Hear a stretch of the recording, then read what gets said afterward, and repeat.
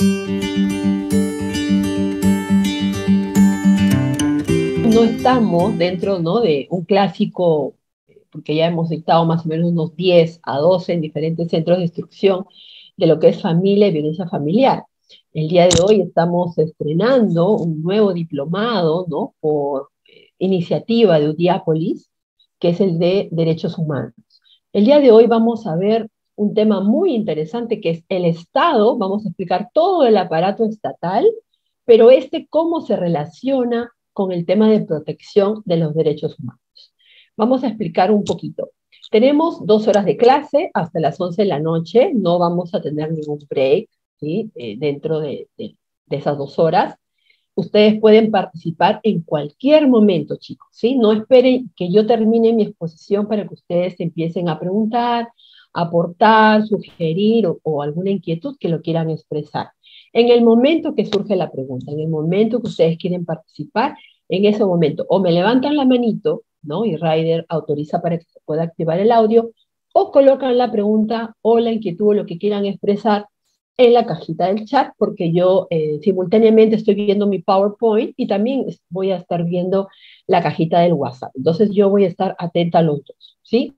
Entonces ya les expliqué cuál es la política mía en el sentido de poder intervenir. Yo no tengo ningún problema de poder responder las preguntas o escuchar sus comentarios y aportes en el momento que surja, ¿sí? Entonces, lo que sí les voy a rogar, por favor, que las preguntas o la inquietud que tengan sean precisas, claras y dentro del tema, ¿sí? Si se salen un poquito y si tenemos tiempo, lo podría explicar al final, ¿no? Para no poder un poquito desubicarnos en el tema y poder, pues, distraernos y no estar en lo que hemos traído el día de hoy para todos ustedes. Bueno, les he preparado una exposición.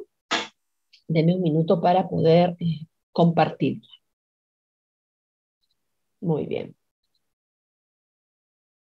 ¿Lo visualizan? ¿Sí? ¿Está todo acá? ¿Está? Sí, ¿no, Raider? ¿Se ve? Sí, doctora, sí se puede visualizar. Muy bien. Yo tengo entendido que no solamente mi comunidad que me escucha, tanto aquí en Zoom como en Facebook Live, son abogados, ¿no? Me gustaría, por favor, en la cajita del chat, que me coloquen si tenemos profesionales de otras disciplinas, para yo poder un poquito cuidarme con el lenguaje y que sea un poquito más sencillo para esas personas que no son abogadas, porque a veces yo puedo lanzar y comentar términos más técnicos jurídicos que de repente no me puedan entender aquellos que no son abogados. Entonces, me gustaría saber si hay de otras disciplinas, si hay profesionales de otras disciplinas. Ajá, Safari dice que es político. Muy bien, bienvenido. Martín Campodónico es cirujano dentista. Muy bien. A ver, Rosa es trabajadora social. Uy, tenemos de muchas disciplinas. Alex Tutipa es policía. Muy bien. Militar en retiro, Miguel Ángel. Abogados, ya, bomberos, muy bien, estudiantes de derecho, ujú, enfermera, Avis Rosali, muchas gracias, estudiantes de derecho. ¿Tenemos algún psicólogo, un trabajador social, militar en retiro, locutor de radio, Gesser Bravo, bienvenido, bienvenido, defensora conciliadora, bachiller en derecho? A ver, Israel, quiere levantar las manitos, ¿cierto? Ryder, por favor, le activamos su audio. No, doctora, se ha equivocado. Ah, se equivocó. Ok, ok. Listo. Seguimos con opción de Derecho, bachilleres, profesora de primaria, Policía Nacional y abogado. Ay, caramba, mire, tiene 3 profesiones. Muy bien. Bachiller en psicología, bachiller en derecho. Muy bien. Entonces tenemos muchas disciplinas. Los felicito a aquellos que no son abogados en interesarse en este tipo de temas, porque quiera o no, esto es dentro de la cultura, ¿no? Siempre es bueno saber cómo se maneja el Estado, qué es el Estado, para qué sirve el Estado, cómo nosotros que formamos parte de esta sociedad, de esta nación, nos compete participar en el Estado, ¿no? Entonces, así seamos abogados o no, por eso les digo, les felicito a los que no son abogados, y a los abogados, bueno, tenemos ese curso de todas maneras, teoría del Estado, ¿no? En parte de gestión pública, ya con una especialización dentro del pregrado y posgrado, pero igual, de verdad que me encantan que vengan personas que no son de estas profesiones y que les interese ese tema, ¿no? A ver, Gilbert me dice, soy ayudante de frutas, aprendiendo para entrar a la universidad. Muy bien, de verdad, muy bien, Gilbert. ¿Quieren pantalla completa? A ver, Luis, te comento. No coloco pantalla completa porque ya me ha pasado varias veces que cuando lo expongo, a veces no corre la exposición y tengo que interrumpir y salir y otra vez colocarlo. Lo que puedo hacer es ampliar un poquito mi pantalla. A ver, ahí puede ser un poquito más. Ahí, ¿les parece? Se ve mejor. Sí, Luis, me vas a disculpar de no ponerlo en pantalla completa. Como te digo, no quiero asumir el riesgo de que ya no corra la exposición y se haga todo un trastorno tecnológico. Ya me ha pasado, entonces prefiero ponerlo así. ¿Sí, Luis? Sorry, por ahora. Muy bien, entonces bienvenidos a todas las personas que no son abogados y también a nuestra querida comunidad jurídica. Muy bien, entonces el día de hoy vamos a tratar un tema muy interesante, muy actual, ¿no? Y sobre todo que es muy útil para todos los temas que nosotros querramos en el futuro hacer en temas de derecho, porque esta es la base, ¿sí? Esta es la base para que nosotros podamos entender cómo funciona el Estado peruano y cómo este aparato estatal protege a los derechos humanos, ¿sí? Muy bien. El Estado, ¿qué es el Estado, doctora? Usted me puede decir, ¿no? El Estado es una organización política de una nación, es decir, la estructura de poder que se sienta sobre un determinado territorio y sobre una determinada población. A ver, pregunta, porque esto sí yo me acuerdo desde que estaba en primaria. ¿Cuál es el territorio del Perú? A ver, por cultura, sí, colegios, ¿sí se acuerdan? ¿Se acuerdan? ¿Cuánto territorio tenemos? Por la cajita del chat, si gusta me pueden decir o si no, levanten la mano. Ajá, exacto, el espacio físico, a eso me refiero. ¿Cuánto es nuestra área, nuestro territorio como Estado peruano? Que tiene tres regiones, ¿no? Costa, sierra y selva. ¿Cuánto es todo el territorio en total? A ver, Alex Cutipa. Ryder, ¿puedes activarle su audio? Sí, doctora. Ya. Doctora Alex, ¿está activo su audio? Ajá, a ver, dice José Flores, 1.285.000. A ver, Alex. A lo que recuerdo, doctora, es 1.285.215.60 Punto kilómetros cuadrados. 60 kilómetros. Muy bien, muy bien, muy bien. Mira, hasta ahorita yo me acuerdo, ¿no? Yo solo estudié en primaria, en geografía. Muy bien. Es 1.285.215.60 kilómetros cuadrados, ¿no? Muy bien. ¿Y nuestra población? ¿Cuántos somos según el último censo nacional? ¿Cuántos millones de peruanos y peruanas somos?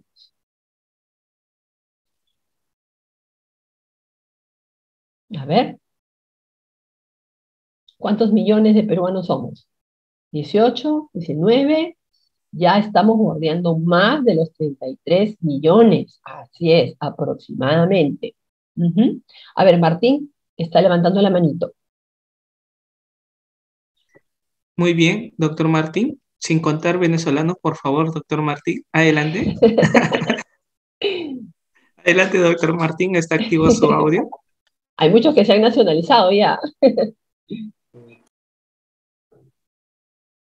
A ver, Martín, te Doctor escuchamos. Martín. Doctor Martín, buenas noches. ¿Está activo su audio? A ver, ahí está. Martín, 33 ¿te millones de escuchamos? habitantes. Así es, 33 millones de habitantes. Muy bien, Martín. Entonces, constitucionalmente, la República del Perú, ¿qué quiere decir constitucionalmente? Que esto está regulado en nuestra constitución política, ¿sí? Se declara que somos un Estado democrático, social, independiente y soberano, ¿sí? Democrático, ya saben, ¿no? Porque nuestras elecciones generales, regionales y municipales están sometidos a una votación, ¿no? Social, que tiene que ver con el tema de que el derecho es para todos, ¿sí? No hay una distinción, no hay una discriminación. Independiente, porque nosotros no dependemos de ningún reinado, no tenemos doble gobierno, ¿no? Etcétera, etcétera. Y soberano, porque nosotros tenemos soberanía tanto en el mar, en tierra y en el aire, ¿sí? Y ahora también nosotros debemos saber que el Estado peruano también tiene una parte proyectada en la Antártida. Por eso que cada 2 años hay una expedición peruana, ¿no? Que sale de aquí de Lima, con varios científicos, también oficiales de la Marina, de la Fuerza Aérea, ¿no? En general de las Fuerzas Armadas, van a hacer expediciones científicas a la Antártida, porque tenemos una base peruana que se llama Machu Picchu en la Antártida, porque también forma parte de nuestro territorio, ¿sí? Muy bien. El Estado es uno e indivisible, ¿sí? Su gobierno es unitario, es uno solo, representativo, lo representa una persona que es la figura del presidente de la República y descentralizado. Y se organiza, esto es muy importante, en el principio de separación de poderes. Lo están viendo en el PowerPoint. ¿Cuáles son esos tres poderes? El poder ejecutivo, el poder legislativo y el poder judicial. A ver, pregunta, antes de seguir a la otra diapositiva, pues lo voy a explicar más detalladamente. ¿En cuál de estos poderes entran nuestros queridos ministros? A ver, si me ayudan algunos abogados. A ver, a ver. Cristian ha levantado la mano. Muy bien, a ver, Cristian. Bueno, pues, de antemano, felicitar su ponencia y, bueno, Gracias. los ministros literalmente pertenecen al Poder Ejecutivo. Muy bien, Cristian. Pertenecen al Poder Ejecutivo conjuntamente con nuestro presidente de la República, ¿sí?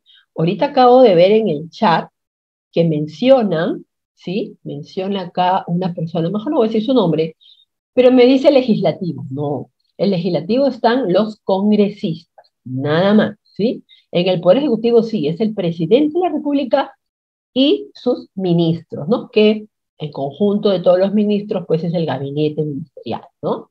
Muy bien.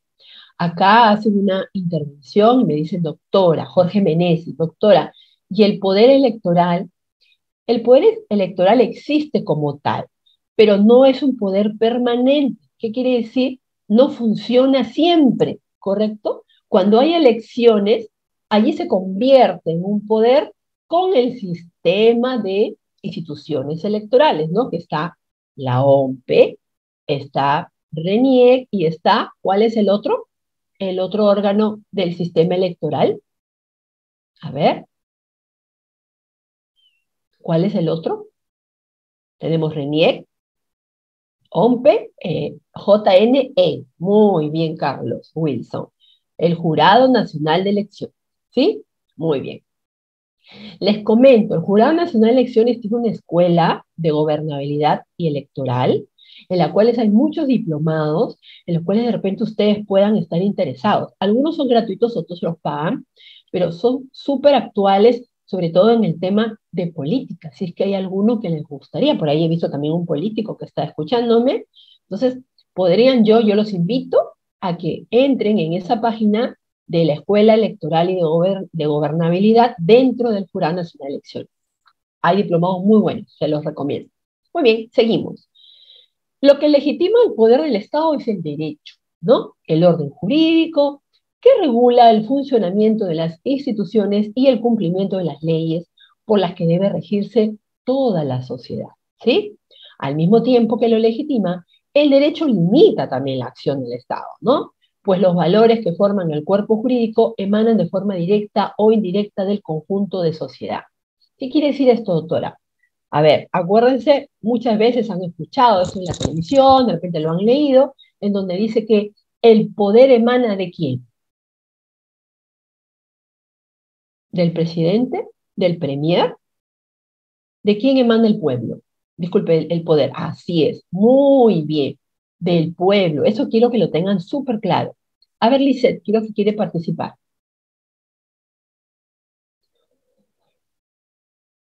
Bajo su manito, No, doctora. iba a Bajo. contestar que era Ah, del pueblo. ok, gracias, gracias. Muy bien. Así es, emana del pueblo, ¿correcto? Sus elementos son del Estado. ¿Cuáles son los elementos? El gobierno, ¿no? La población, que somos nosotros, el territorio, que es la parte física, y la organización jurídica. ¿Dónde está establecida esta organización jurídica? Me van a preguntar. Ajá, está en nuestra constitución política. Ahí está toda la organización del Estado, ¿sí? Existen tres poderes, ya les mencioné, y cada uno de ellos es autónomo e independiente. Uno no se puede meter en los asuntos o competencia del otro, ¿sí? Muy bien, seguimos. Discúlpenme.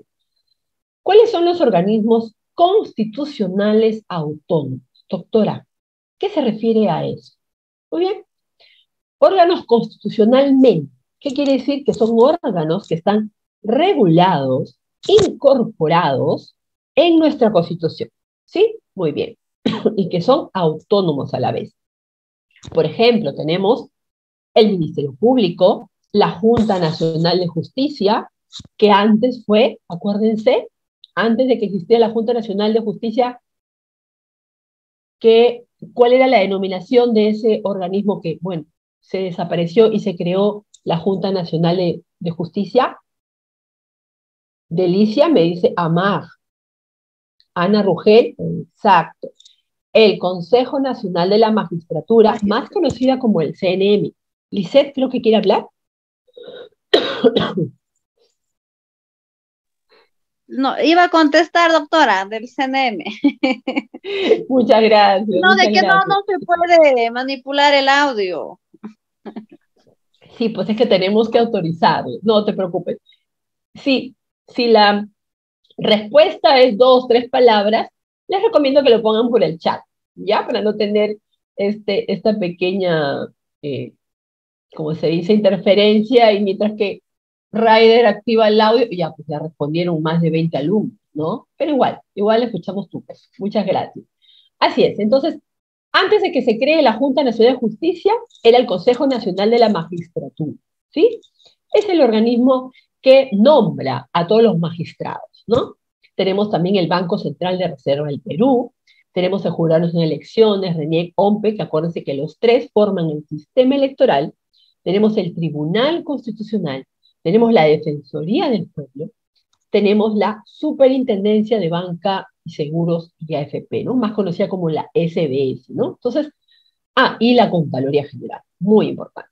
Entonces, estos 9 órganos constitucionalmente autónomos se encuentran regulados en nuestra Constitución política, ¿sí? Luego ya cada uno tiene, pues, su MOF, tiene su ROF y tiene su ley orgánica independiente, donde ahí ya se desarrolla cómo es la estructura interna. Aquí en la Constitución solamente mencionan sus funciones generales o sus obligaciones generales que impone la propia Constitución, que es a través del Estado. Pero ya en leyes orgánicas posteriores, ¿sí?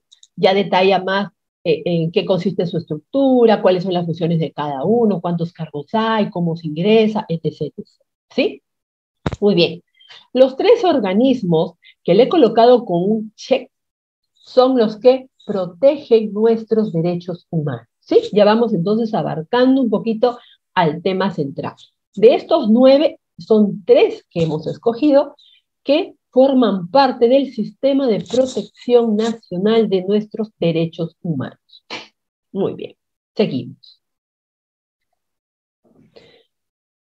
Vamos a estudiar cada uno de los poderes del Estado, ¿sí? Lo vamos a hacer de una forma sucinta, chicos, por el tiempo. A mí me gustaría quedarme 2, 3, 4, 5 horas con ustedes y los explico toditito en detalle, ¿no? Pero lamentablemente tengo que hacer todo esto en 2 horas.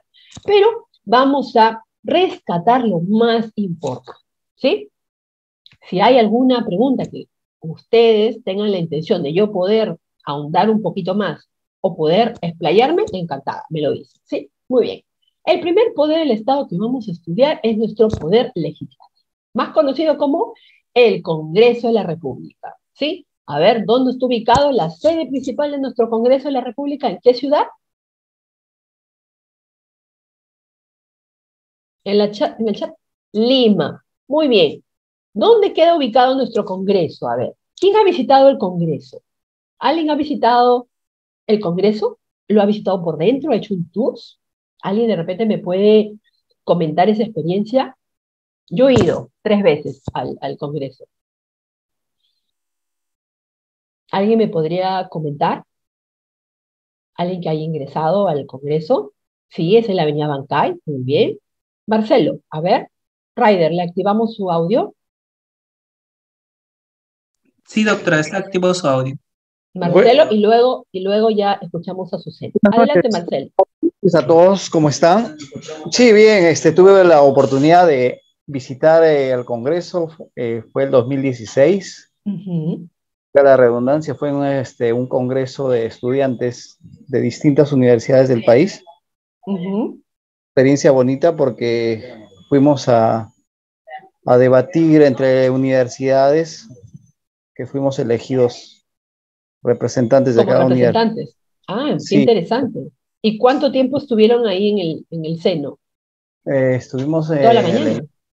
Estuvimos toda la mañana, desde las 9 más o menos salimos hasta las 2 de la tarde.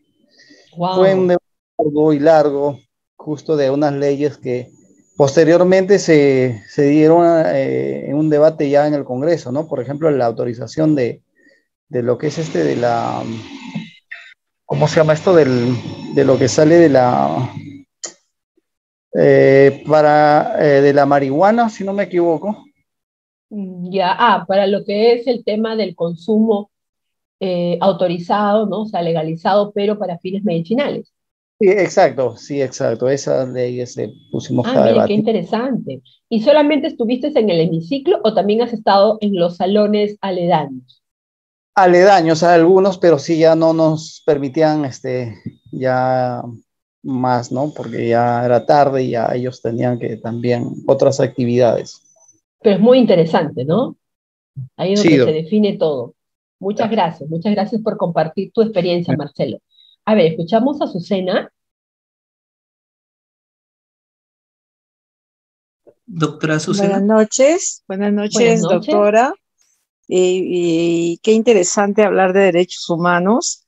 Aquí, cuando visité el Congreso fue por un tema de un proyecto de ley, porque la que habla ocupaba un cargo en salud. Ah, bueno, estuve por 11 años ocupando ese cargo y teníamos que participar en un proyecto de ley con propuestas para que reforzar nuestra ley. A la vez que soy Ujú. abogada, soy enfermera. Y bueno, litigo también y como enfermera de 32 años de servicio, estábamos pues en la pugna con las funciones de la obstetriz, que Ujú. siempre están tratando de ver, a pesar que son un grupo pequeño, son más movedizas que nosotras. Y tuvimos que organizarnos y estuvimos ahí representantes de diferentes hospitales para poder sacar adelante nuestro proyecto de ley que mejoraba nuestra ley del enfermero en cuanto a las funciones esenciales. Y siempre pues tenemos que, somos los interesados los que tenemos que estar. Visité varios salones y en la sala que estuvimos, ¿no? Nos acompañaron algunos congresistas. Fue antes de la pandemia, ¿no? Porque luego de la pandemia creo que ya estaba más restringido el ingreso Sí. ahí al ¿Qué año Congreso, pero fue? siempre en el 2019? 2019. ¿2018? Ah, 2019. Ya. Ajá, y ahí pues para ingresar siempre te piden todo, tú bien identificado, no puedes entrar así nomás, tienes que estar invitado, tienes que estar en una lista de invitados. Si no estás en la lista de invitados, no entras. Ujú. Así es, así de fácil. Y pues te puedes tomar fotos, pero también hay lugares donde no te puedes tomar fotos. Así es. Está prohibido, está restringido. Pero muy bonito y tratamos de ingresar a varios lugares, menos a la sala principal donde se lleva a cabo pues las reuniones de los congresistas, Ah, ¿en ¿no? el hemiciclo no pudiste entrar o sí lo viste de repente por No pude. A una las de las salas puertitas? aledañas sí, Ah, porque ahí mira. estuvimos en una de ellas, pero claro, el hemiciclo, donde están los congresistas está restringido. Hay otras Claro. salas aledañas. Ajá. Pueden estar otros Pero hay profesionales. unas puertitas aledañas que tú puedes entrar y Sí, un sí, ratito ver, y ¿no? te ver, hacen ver sí. y tomas la En foto otras y ya sales. oportunidades, o sea, en el 2016 creo, bueno, nos invitaron, ¿no? Por el Día del Enfermero, el 30 de agosto, nos invitaron también a una reunión de trabajo.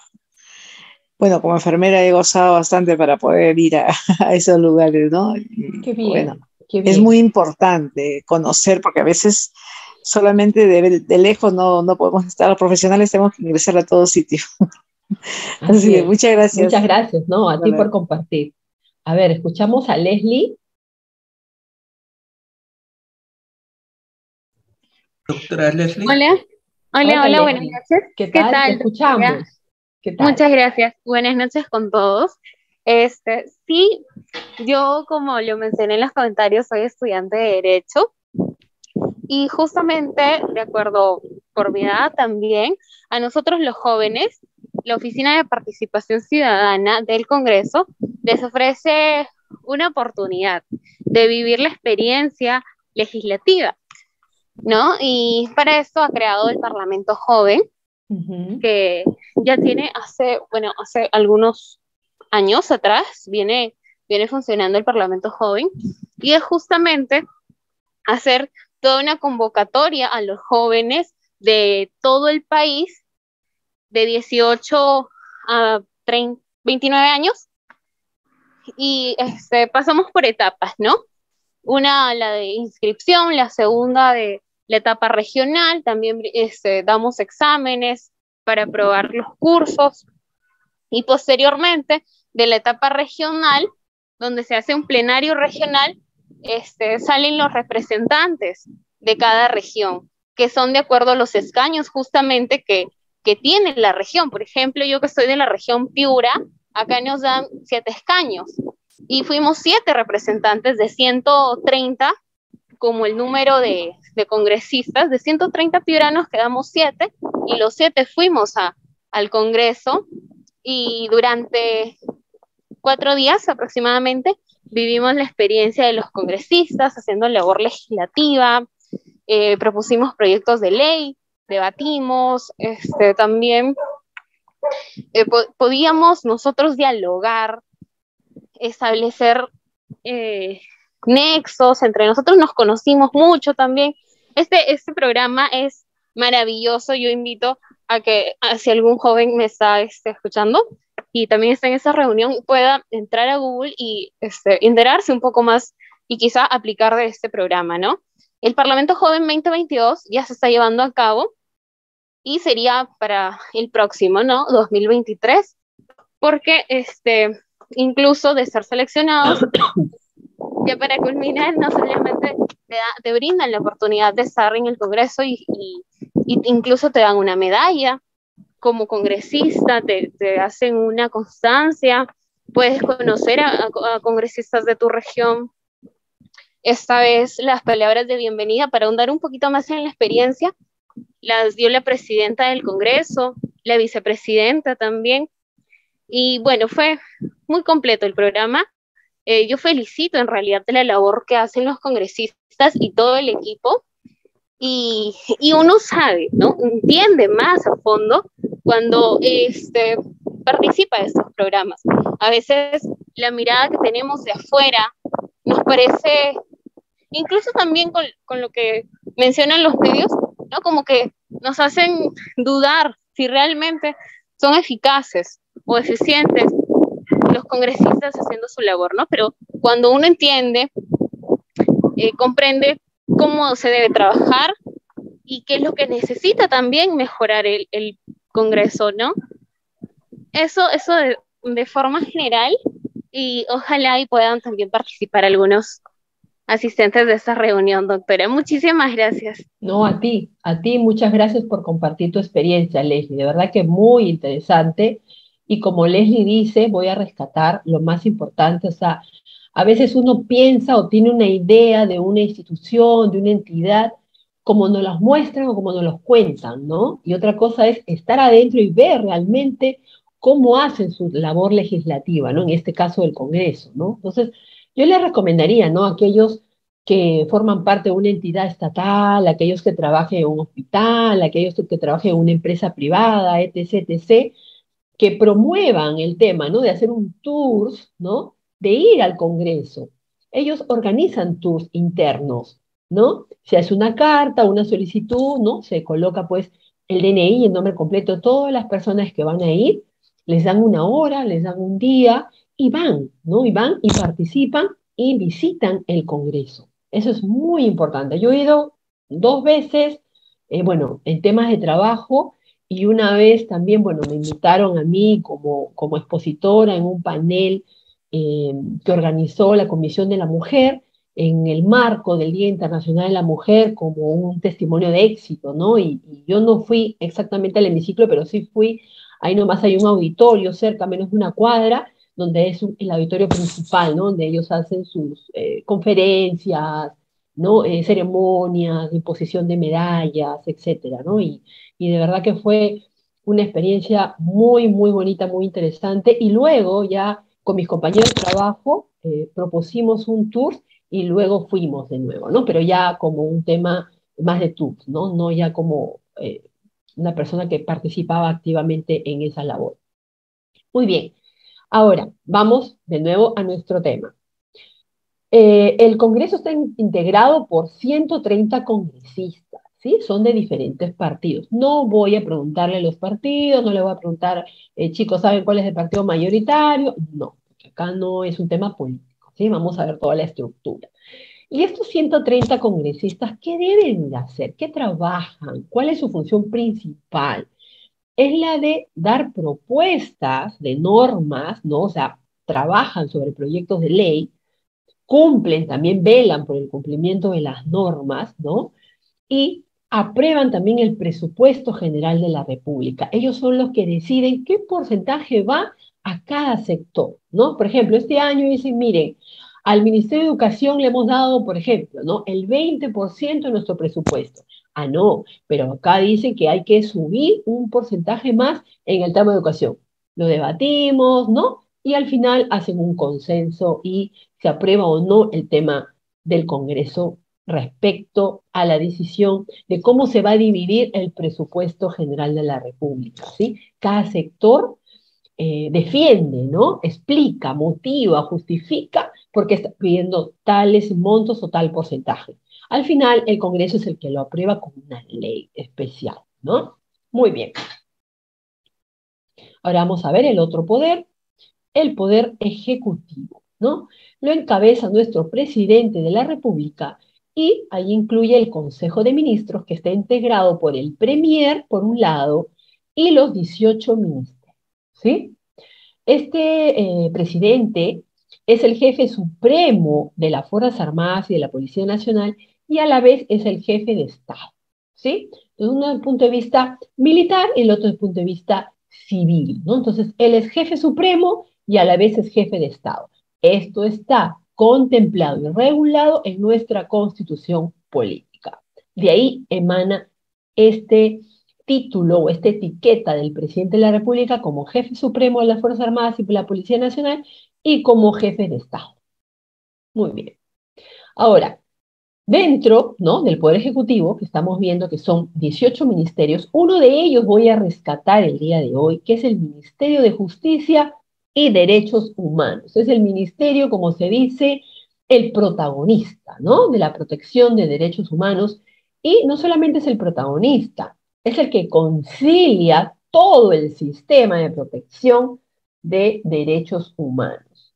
Pero veamos qué dice el ROF, que es más conocido como el Reglamento de Organización y Funciones del MINJUS, del Ministerio de Justicia, respecto a cuál es su finalidad, cuál es su naturaleza jurídica, cuáles son las funciones de nuestro ministro o en caso de Ministerio de Justicia, ¿no? A ver, tengo una observación dentro de la cajita antes que me pase este tema, que hablaba un compañero de nosotros, un participante que decía, doctora, la autoridad máxima del Congreso es el oficial mayor.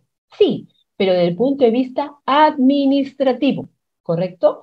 No a nivel de punto de vista estructural, funcional o de jerarquía. ¿Por qué?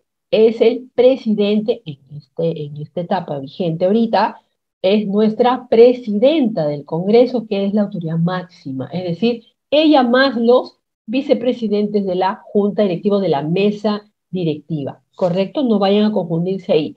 El oficial mayor es la autoridad máxima, pero desde el punto de vista administrativo, ¿correcto? Muy bien. Luego me pregunta Santiago, ¿qué diferencia hay entre jefe de gobierno y jefe de Estado? A ver, nuestra constitución política hace solo diferenciación entre jefe supremo y jefe de Estado. No menciona como jefe de gobierno. A veces por la forma eh, corriente, sencilla o del día a día, también decimos gobierno o de Estado, ¿no? Que tendríamos que hacerlo como una especie de sinónimo. Pero en nuestra Constitución sí hay una diferenciación entre jefe de Estado con jefe supremo, ¿sí? Son dos cosas distintas, le acabo de decir. Uno es desde el punto de vista civil, político, estructural, y el otro es desde el punto de vista militar. A ver, menciona, el oficial no es elegido por el pueblo. Carlos Wilson, ¿te refieres al oficial mayor, el que acabamos de hablar como autoridad administrativa del Congreso? No, él no lo elige el pueblo. Así es, Carlos, no, no lo elige el pueblo. El oficial mayor es un, es una, es un funcionario público, ¿correcto? Que es eh, nombrado y elegido por carrera, ¿sí? También hay por cargos de confianza, ¿no? Pero no lo elige el pueblo. Tiene un nivel de contratación, no es una persona elegida por el pueblo, o sea, no está sometido a una elección, por ejemplo, ¿sí? Muy bien. A ver, tenemos la manito de Martín Campodónico, discúlpame, Ryder, a ver si le activa su audio. Sí, doctora. Doctor Martín, está activo su audio. Adelante. Doctor Martín, ¿puede activar su audio usted mismo desde su computadora o desde su celular? Creo que ya se desanimó, porque le Sí, hemos dejado doctora. esperando. Muy bien, no hay ningún problema. Cuando él quiera, lo activamos, ¿no? Muy bien. A ver, quiero un voluntario o una voluntaria para que me dé lectura al ROC respecto al artículo 1, que es la finalidad y la naturaleza jurídica de este ministerio. A ver, ¿quién me puede ayudar? Muy bien, Rosa Tusa, le activamos su audio. Doctora Rosa, ¿está activo su audio? Sí, buenas noches. Buenas Buenas noches, noches, Rosa. Carla. ¿Desde dónde nos escuchas? Sí, desde acá Lima. Ah, Bueno, ya, de Lima, de Lima. también Muy bien, gracias. Adelante, a ver, léeme el artículo 1 y artículo 2. ya, a ver, un momentito voy a ampliar. Ya. ¿Lo visualizas? Sí, en cuanto al artículo 1, el presente reglamento de organización y funciones tiene por finalidad definir y delimitar sus facultades, funciones, un momentito para ampliarlo más, y atribuciones de los órganos que conforman el Ministerio de Justicia y Derechos Humanos, como definir su estructura orgánica hasta el tercer nivel. En cuanto al artículo 2, la naturaleza jurídica, el Ministerio es un organismo del Poder Ejecutivo con personería jurídica de derecho público. Constituye un pliego presupuestal, es el organismo rector del sector justicia y derechos humanos. Tiene su domicilio en la ciudad de Lima. Muy bien, muchas gracias, Rosa. Entonces, acá vemos, ¿no? El Ministerio de Justicia, así como todos los ministerios, forman parte o es un organismo del Poder Ejecutivo, ¿correcto? Con personería jurídica de derecho público, ¿sí? Y constituye un pliego presupuestal, ¿sí? O sea, es independiente. Su organismo rector del sector, es el organismo rector del sector justicia y derechos humanos y tiene su domicilio en Lima. A ver, ahí está la foto. ¿Dónde está ubicado el Ministerio de Justicia y Derechos Humanos? Hablo de la sede principal. ¿Dónde está ubicado? A ver, el Congreso, me dijeron en la Avenida Bancay, doctora. Así es, muy bien. Ubiquemos el Ministerio de Justicia. ¿Dónde está ubicado? En Miraflores, me dice Miguel Ángel. Muy bien, muy bien. Así es, está una cuadra, 2 cuadras antes de la avenida Arequipa, ¿no? Antes de Aramburú. Muy bien, ahí está la sede principal. Y también tiene un centro de conciliación especializado, ¿no? Sí, les comento, ese centro de conciliación es gratuito. Así que si alguno de ustedes tuviera algún cliente, algún problema, no solamente en temas de familia, sino en temas generales, podrían acudir ustedes a ese centro de conciliación que funciona dentro de la sede principal del Ministerio de Justicia. Muy bien, me mencionan aquí en la avenida Escipión Yuna, más exactos, ¿sí? Muy bien. Seguimos. A ver, un voluntario masculino para que me lea el artículo 5 en los 3 primeros incisos.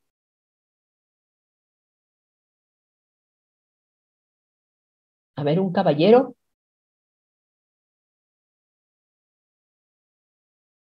¿No hay ningún caballero voluntario? A ver, ajá, Hugo. A ver, vamos. Te escucho. Artículo 5 y me mencionas los 3 primeros incisos, que son las funciones del Ministerio de Justicia y Derechos Humanos. Adelante, Hugo. Artículo 5. Funciones del Ministerio de Justicia y Derechos Humanos. Son funciones del Ministerio de Justicia y Derechos Humanos las siguientes. 5.1. Funciones rectoras. A. Velar porque la labor del Poder Ejecutivo se enmarque dentro del respeto de la Constitución Política del Perú y la legalidad, brindando la orientación y asesoría jurídica que garantice la vigencia de un Estado constitucional de derecho y contribuya al fortalecimiento de la institucionalidad democrática. B. Formular, ejecutar y supervisar las políticas nacionales que le son propias por su ámbito de competencia. C. Realizar el seguimiento del desempeño y logros alcanzados por las políticas, planes y programas en las materias de su competencia, en los niveles nacionales, regional y local, así como tomar las medidas correspondientes. Muy bien, muchas gracias, Hugo. Seguimos, a ver. D, E, F, G y H. A ver, ¿una señorita o una señora? Lisette, a ver. Doctora Lisette, ¿está activo su audio? Adelante. Gracias. Te escuchamos, Lisette. D. Emitir normas y lineamientos técnicos para la adecuada ejecución y supervisión de las políticas nacionales, la gestión de los recursos del sector, así como el otorgamiento y reconocimiento de derechos, la sanción, fiscalización y ejecución coactiva en las materias de su competencia. E. Supervisar los organismos públicos adscritos. F. Supervisar las acciones que en materia de inversión público-privada se realicen en el ámbito del sector en coordinación con la autoridad competente. G. Otorgar y reconocer derechos a través de autorizaciones, permisos, licencias y concesiones en los asuntos de su competencia de acuerdo a las normas de la materia. H. Priorizar el enfoque humanitario durante la búsqueda de las personas desaparecidas en el periodo de la violencia 1980-2000, articulando y disponiendo las medidas relativas así la búsqueda, recuperación, análisis, identificación y restitución de los restos humanos. Muchas gracias, Lisette. A ver, ahora lo voy a leer yo, ¿ya? Los siguientes. Ya son funciones más específicas. Asesorar jurídicamente al Poder Ejecutivo, emitiendo opinión sobre proyectos normativos. Claro, está dentro de su competencia, ¿no? Promover la aplicación uniforme del ordenamiento jurídico nacional, siempre que no corresponda a materias propias de otros sistemas administrativos o funcionales. Promover el respeto a los derechos humanos en el marco, ¿no?, de un Estado constitucional de derecho, así como elaborar planes nacionales en dicho ámbito. Formular las políticas públicas de acceso a la justicia, vamos a ir resumiendo, ¿sí? Orientar y contribuir con el establecimiento de una política criminológica respecto a lo que es la política de reinserción. Promover una recta, pronta, eficaz administración de justicia, manteniendo para tal efecto, pues, relaciones de cooperación y coordinación con otros órganos de gobierno, ¿no? Con el Poder Judicial, Ministerio Público, el Tribunal Constitucional. Ejercer la Autoridad Nacional de Protección de Datos Personales, establecer un criterio dirimente para cualquier problema, ¿no? Que haya algún vacío, alguna laguna jurídica, sistematizar toda la legislación jurídica referente al carácter general, promover su estudio, su difusión, hacer uso de mecanismos constitucionales, ¿no? Correspondientes cuando se identifica alguna transgresión de organismos de ordenamiento jurídico. Por ejemplo, puede interponer un habeas corpus, puede interponer una acción de amparo, ¿no? Esos son mecanismos constitucionales. Estudia y propone emisión de normas, supervisa el funcionamiento de la CECIGRA de Derecho, ¿no? Aquellos, por ejemplo, bachilleres de Derecho que optan, porque ahora es facultativo, antes, bueno, hasta mi promoción, yo egresé de la Universidad Nacional de Trujillo en 2001, hasta ese año era obligatoria la CECIGRA, pero a partir del año 2002 ya no, era facultativa, ¿no? Pero yo les recomendaría, ¿no? A aquellos que todavía están en pregrado por terminar, que hagan su CECIGRA. ¿Por qué? Porque al momento, si a ustedes les gusta después postular algún cargo público, el tema de haber hecho CECIGRA tiene un plus, un puntaje adicional en el currículum, ¿sí? Entonces, no estaría más hacer, ¿no? la CECIGRA. Intervenir conforme a las normas de la materia, en el tema de extradiciones, evaluar solicitudes en materia de indultos, ¿no?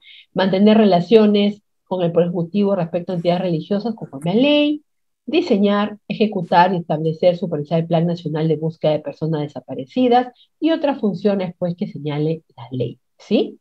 Muy bien. Ahora veamos. Ajá, CECIGRA, Servicio Civil de Graduando, es correcto. Muy bien. ¿Cuáles son los dos grandes problemas que viene atravesando nuestro Estado respecto a los derechos humanos, ¿no? Respecto a este tema principal como sociedad, como peruanos, como nación? Tenemos dos grandes problemas. La corrupción, por un lado, y la otra es la mala administración de justicia, ¿no? Algunos que somos abogados litigantes no me van a dejar mentir, hay procesos que duran 2, 3, 4, 6 años, ¿no? Y bueno, esa es una ineficiencia en el aparato judicial, ¿no? Que bueno, salen normas, se modifican algunos procedimientos, pero el tema es pues que a veces el problema no es la norma a veces, ¿no? Sino es la positividad de la norma. ¿Qué quiere decir? ¿Cómo lo voy a aplicar o quién lo aplica? ¿No? Entonces, es un tema que no lo vamos a tratar hoy día de forma más detallada, ¿no? Porque es otro tema que estamos hablando, pero lo vamos a mencionar como un problema general. A ver, nos mencionan aquí en la cajita del chat, dice, ¿no? En mi opinión, el Estado no atraviesa por ningún problema, dice, somos nosotros los peruanos. A ver, no entiendo esa opinión. No sé si me podrías dilucidar, dice E. León. No sé si podrías intervenir y me podrías ampliar esa opinión.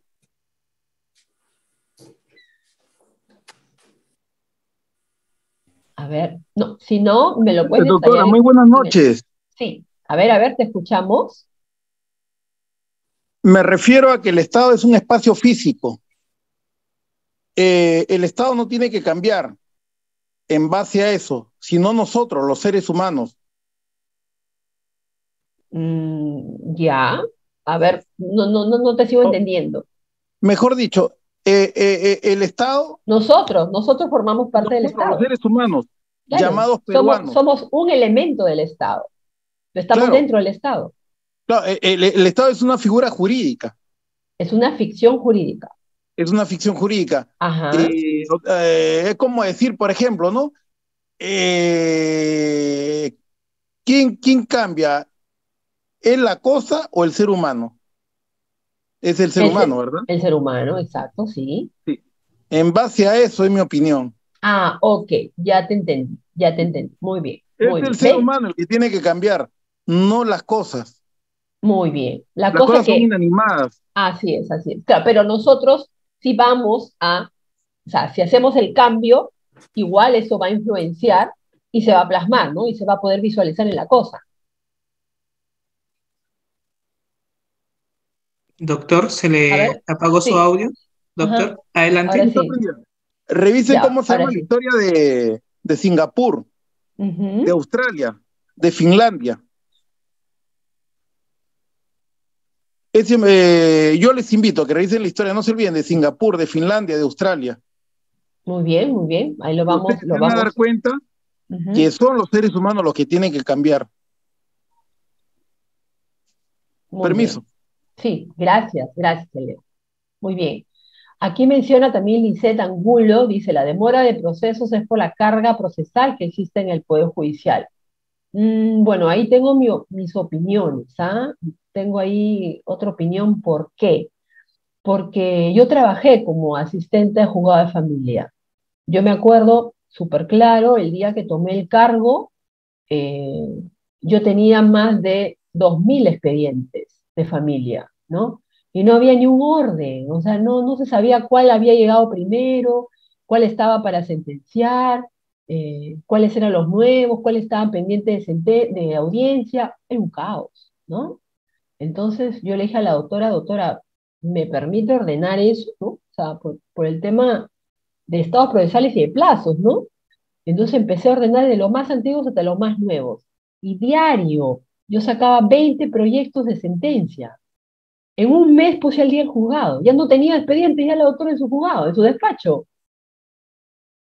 Entonces, como tenía tiempo, ¿no? Porque ya no tenía expedientes para proyectar sentencias, me sobraba el tiempo. Entonces, ¿qué empecé a hacer? Las audiencias de los secretarios, de las especialistas legales. Entonces, a ellas les daba tiempo para poder proveer sus propios escritos, pero ya no perdían tiempo en ir a la audiencia con la jueza y redactar las actas, lo hacía yo. Entonces, eso de la carga procesal es muy subjetivo, ¿no? Depende de uno. Uno, si se proyecta hacer algo bien o si se organiza, está el tema. Yo siempre, bueno, yo tengo una opinión personal, por si acaso, no es de Udiápolis, ¿no? Porque tampoco quiero que Ryder entre ahí al tema. Yo diría que los sueldos y remuneraciones, ¿no? Deberían ser por resultado, ¿no? No por un precio, no por una remuneración mensual fija. Porque tú haces una sentencia o haces 40 y te pagan igual, ¿no? Entonces, es mi opinión, ¿ah? Es mi opinión, por si acaso, es mi opinión, ¿no? Por eso todavía, no, yo no estoy en el Poder Judicial.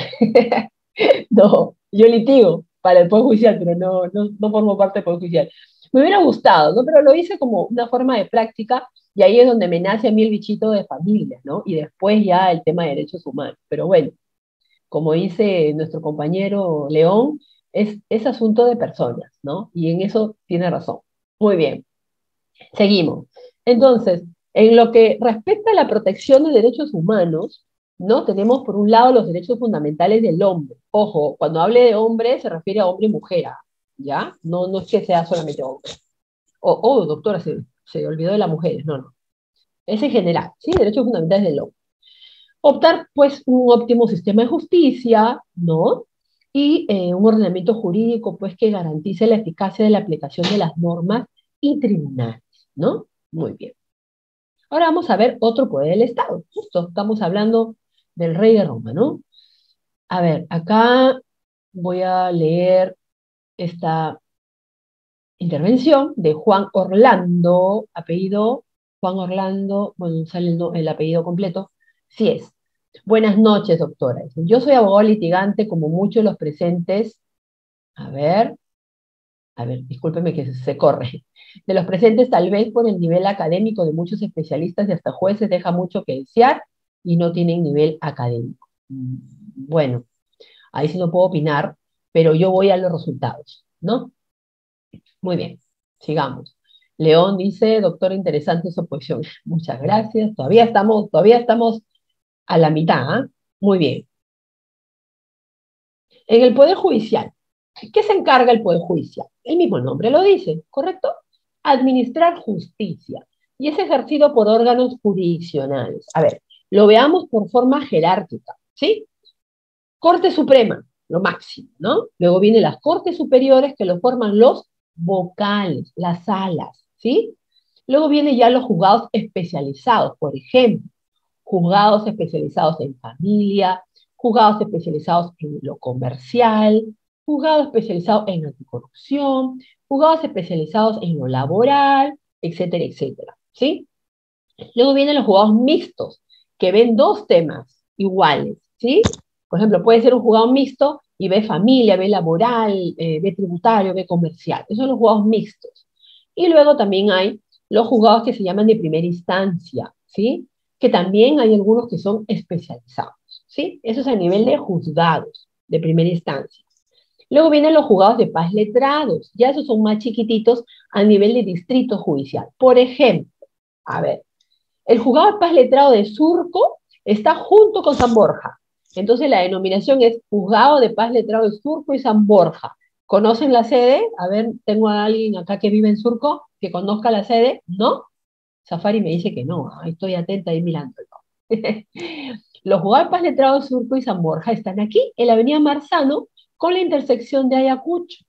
Por ejemplo, tenemos otro, el juzgado de Jesús María, ¿no? Está a una cuadra más o menos de una de las sedes del Jurado Nacional de Elecciones que queda por el Campo Marte. Ahí está el juzgado de paz letrado Jesús María.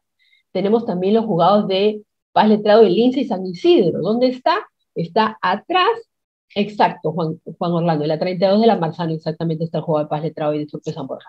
El de Lince y San Isidro también están juntos, los juzgados de paz letrado. ¿Dónde está? Atrás de la oficina de registros públicos del que está frente al Hospital Rematilar. Sí, en esa calle, ahí está el juzgado de paz letrado de Lince y San Isidro. Y así sucesivamente, ¿no? Por ejemplo, el de Barranco, también, ¿no? Está el juzgado de Barranco, que está por el Parque Kennedy. También tenemos el juzgado de paz letrado de Chorrillos y así, ¿no? Cada distrito es independiente, pero hay otros que van juntos, ¿sí? Así es. El juzgado de paz letrado de La Victoria está con San Luis. Sigue quedando por allá, por la Carceleta, que está a 2 cuadras antes de la Vía Expresa, o lo han cambiado el juzgado de paz letrado de La Victoria. Ya por ahí ya no he litigado, ya hace tiempo, no litigo por ahí. Muy bien, entonces tenemos, en Campodónico, ok, entonces lo han cambiado. Y al final tenemos los juzgados de paz, ¿sí? Muy bien. Seguimos. Ahora vamos a hablar sobre el Tribunal Constitucional, ¿sí? Las salas civiles está, a ver, un minutito antes de pasar a la otra diapositiva. A ver, escúchenme, chicos. Cuando hablé de cortes superiores, lo forman los vocales, y los vocales son los miembros de las salas. Ahí están, salas civiles, salas penales, salas de familia, etc, etc. ¿Sí? Está a nivel de corte superior. A ver, me dicen, ¿base a qué se nombran los jueces de paz letrado? ¿Tienen conocimiento en derechos? Sí. Antes de que se cree el CNM, que es una de las, ¿no? Antes la Academia de la Magistratura y así todos los antecedentes, antes que se creen todas esas instituciones, ¿no? Ahora, bueno, ya se nombra por concurso, ¿no? Antes era un tema de contratación por concurso, pero no así con la severidad y con el tema de bases y todo como está establecido ahora, ¿no? Antes era otro tipo de nombramiento, inclusive habían bastantes jueces de paz letrado que eran suplentes, ¿no? Que en cualquier momento los podían cambiar, pero ahora no, ya tienen una cierta temporalidad y una cierta permanencia, pero son nombrados, ¿no? Por ahora la Junta Nacional de Justicia, ¿sí? Muy bien. Sigamos. El Tribunal Constitucional, ¿sí? A ver, ¿saben dónde está la sede del Tribunal Constitucional? ¿Dónde se realizan las audiencias? ¿Dónde funciona el Tribunal Constitucional? ¿Conocen? Es en el centro de Lima, pero exactamente por dónde, a ver. Conde de Superunda. ¿Esa es la calle, Safari? En Lima, cerca Palacio. Ajá, exacto. Me parece que está al frente de una iglesia, ¿no? ¿Cómo se llama esa iglesia? Que tiene unas catacumbas, me parece. Sí, los jueces supernumerarios están en el mismo nivel de los jueces especializados, dice. Santo Domingo o San Francisco, no me acuerdo cuál de las dos es. San Francisco, creo. Inclusive hay una sede de Reñé, ahí nomás a metros de la sede principal. San Francisco, no creo que era Santo Domingo, ¿no? Bueno, hay una iglesia que es muy conocida que está al frente justo del Tribunal Constitucional, ¿sí? Uno de los vocales, que fue el doctor, no sé si lo han escuchado, el doctor Gerardo Eto Cruz. Yo tuve el privilegio de que sea mi profesor en pregrado. Él me enseñó Derecho Constitucional 1 y Derecho Constitucional 2. Y miren, después pasan los años y lo nombran vocal del Tribunal Constitucional, y yo orgullosísima lo fui a visitar. No sabes, o sea, qué emoción, ¿no? Estar ya en ese nivel, ¿no? De cargo. Y de verdad que fue un honor para mí ir a visitarlo, ¿no? Y que él me enseñe, ¿no? Todo el tema del Tribunal Constitucional. Ahí lo fui a visitar. Muy bien. Entonces, el Tribunal Constitucional, acuérdense, es un organismo constitucionalmente autónomo. ¿Y qué hace este organismo? Interpreta y controla, ¿no? El control de la constitucionalidad, ¿sí? Es autónomo, independiente, se encuentra regulado en la Constitución y tiene una ley orgánica, ¿no? Que es la ley 28301. Al Tribunal Constitucional, ¿qué se le ha confiado? La defensa del principio de supremacía constitucional, es decir, él es el más, ¿no? Él es el top para interpretar la Constitución, ¿sí? Cuida que las leyes, los órganos del Estado y los particulares no la vulneren, ¿no? Interviene para restablecer el respeto de la Constitución general y los derechos constitucionales en particular. Carlos Ortecho, ¿quién lo elige? El Congreso. El Congreso elige los magistrados del Tribunal Constitucional, ¿sí? Muy bien. El tribunal se compone de 7 miembros, elegidos por el Congreso de la República, ¿sí? Acabo de decirles. Y un periodo de 5 años. No hay una reelección inmediata. ¿Cuáles son las atribuciones? Está en el artículo 202, ¿no? Conoce en instancia única el proceso de inconstitucionalidad, conoce en última y definitiva instancia las resoluciones denegatorias de los procesos de habeas corpus, amparo, habeas data y cumplimiento, sí, los procesos en casación, y conoce los conflictos de competencia o de atribuciones asignadas por la Constitución. Por ejemplo, yo interpongo un proceso de habeas corpus, ¿sí? O un proceso de acción de amparo. A ver, ¿ante qué juzgado especializado lo voy a presentar? A ver, mis amigos litigantes, si me pueden ayudar.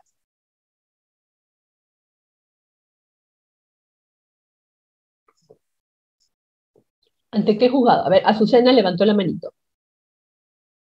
Constitucional, así es, así es. A ver, Azucena, ¿vas a decir lo mismo? ¿Le activamos su audio, Ryder? Sí, doctora. Doctora Azucena, ¿estaba activo su audio? Adelante, por favor. Ante los juzgados penales, los habeas corpus, o sea, los juzgados que reciben los habeas corpus son los juzgados penales. Ya, yo pregunté 2. Habeas corpus y acción de amparo. La acción de amparo. No, ya, habeas corpus es sí, es juzgados penales y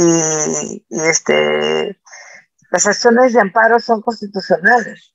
Ajá, la acción de amparo es un juzgado constitucional. Muy bien. Sí. Pero ¿qué pasa si me deniegan la demanda en un juzgado constitucional de una acción de amparo? ¿A dónde tengo yo que apelar?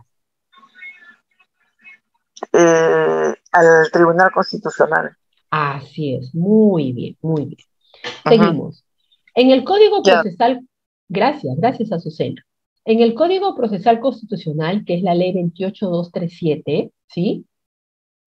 Se regula todos los procesos constitucionales, ¿no? Son 7 procesos constitucionales. Tenemos el habeas corpus, el proceso de amparo, o también llamado acción de amparo, el habeas data, acción de incumplimiento, la acción de inconstitucionalidad, el proceso competencional y la acción popular. ¿Sí? Entonces, todos estos procesos, cuando son denegados, ¿no? En la siguiente, en última y definitiva instancia, lo va a ver el Tribunal Constitucional. Así es, son garantías. ¿Sí? Acuérdense que el Tribunal Constitucional es el órgano supremo de interpretación y control de la Constitución. A ver, Lisette, creo que quiere hablar. Ryder, ¿la activas? Doctora Lisette, está activo su audio. Doctora, también los amparos contra resoluciones judiciales se interpone ante la instancia que es la sala civil, según el artículo 51. No te escuché lo último, discúlpame, Lisset. Le decía de que la acción de amparo contra resoluciones judiciales se interpone ante la primera instancia que es la sala civil.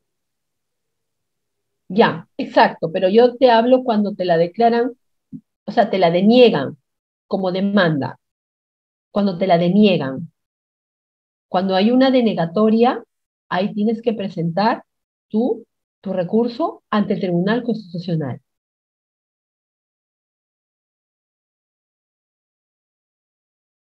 ¿Sí?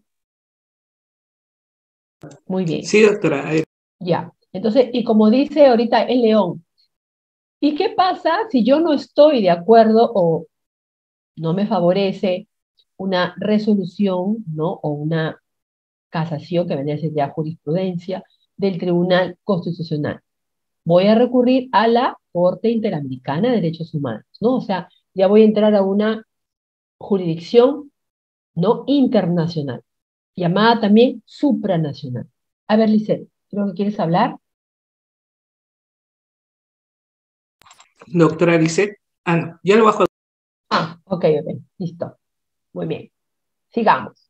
Ahora, entramos a la Defensoría del Pueblo, ¿no? Este de acá, sí, me encanta. Una, porque allí yo hice mi CECIGRA, ¿no? Tuve el honor de hacer mi CECIGRA ahí, todo el 2001, pero inclusive fui practicante en la Juntilla de Derechos Humanos dentro de la Defensoría del Pueblo, ¿no? Así como la Defensoría del Pueblo tiene 3 funciones específicas, cada función nace una juntilla, ¿no? Yo trabajaba en la Juntilla de Derechos Humanos y ahí veía también específicamente el tema de los derechos de los presos, ¿no? De las personas que estaban privadas de su libertad. Les comento, en ese año que estaba 2000-2001, existía la famosa comisión de indulto, ¿no? Para aquellos, eran temas de traición a la patria, ¿no? De terrorismo agravado en esa época. ¿Se acuerdan que salieron asuntos penitenciarios? Así es, que salieron todo el tema de que se podían ellos acoger, ¿no? Con una clave, podían dar sus datos y hablar, ¿no? Que otras personas también estaban involucradas en esa figura jurídica. Y el defensor del pueblo era parte de la comisión de indulto, ¿no? Por lo tanto, nuestros informes los teníamos que elevar. Bueno, yo estudié en Trujillo, trabajaba en la Defensoría del Pueblo de Trujillo, y los elevábamos a Lima y ahí pues se evaluaban ya en la oficina principal con todos los demás miembros de la comisión de indultos si se indultaba o no a esa persona, ¿no?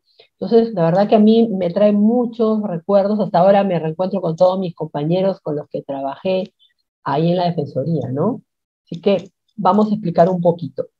La Defensoría del Pueblo está en el título 4, que es Estructura del Estado, capítulo 11 de la Defensoría del Pueblo, en el artículo 161 y artículo 162. A ver, pido a alguien que pueda leer el artículo 161 y luego otra persona que me pueda leer el artículo 162. ¿Alguna voluntaria, un voluntario? Muy bien. Leslie, a ver, te escuchamos.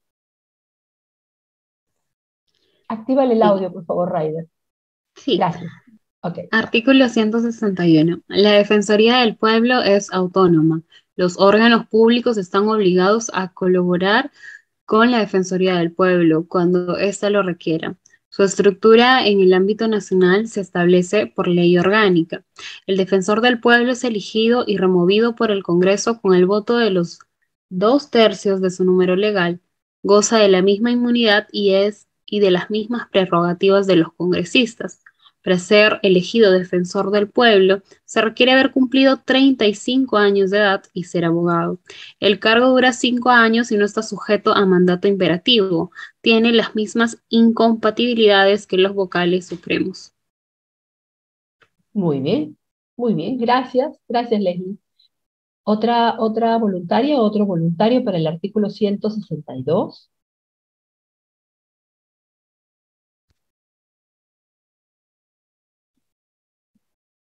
Ahí vamos a hablar de las funciones. A ver, Yeser Bravo. Artículo 162. Buenas noches. Buenas Dice, noches. corresponde a la Defensoría del Pueblo defender los derechos constitucionales y fundamentales de la persona y de la comunidad y supervisar el cumplimiento de los deberes de la administración estatal y la prestación de los servicios públicos a la ciudadanía. Seguimos. El defensor del pueblo. El pueblo presenta un informe al Congreso una vez al año y cada vez que éste le solicita. Tiene iniciativa en la formación de las leyes. Puede proponer las medidas que faciliten el mejor cumplimiento de sus funciones. El proyecto de presupuesto a la defensa del pueblo es presentado ante el Poder Ejecutivo y sustentado por un titular. En esa instancia y en el Congreso. Ahí creo que salió a la mitad, sorry. Sí, muchas gracias, Gesser. Gracias. Muy bien. Acá me están preguntando en la cajita del chat, ¿son recomendaciones, son vinculantes? ¿A qué te refieres, León? ¿A las recomendaciones de la Defensoría del Pueblo?